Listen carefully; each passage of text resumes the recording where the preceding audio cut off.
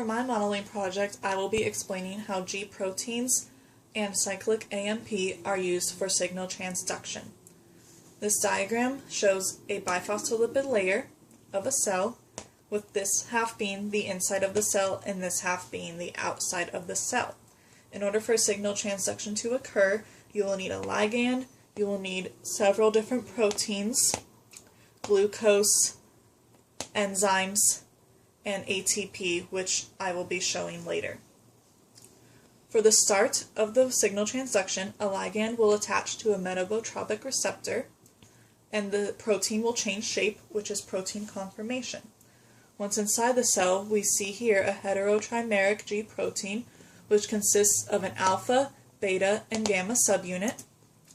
The alpha subunit has a GDP attached to it, and those are going to get kicked off of the protein.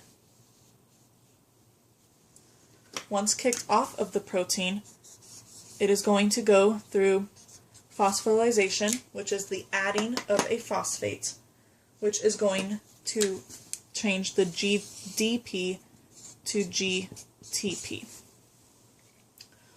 The alpha subunit is then going to arrive at an inactive adenyl cyclase enzyme, and with the attachment it becomes active. The active adenyl cyclase is going to be able to turn ATP, which is our currency of the cell, into CAMP, which means we have removed two phosphates from the ATP, and the C stands for cyclic, which means that the AMP is in cyclic form. And we are also going to use the enzyme phosphodiesterase to speed up this process. Once we have our CAMP, it is going to travel to a protein kinase A, which will now make the protein active.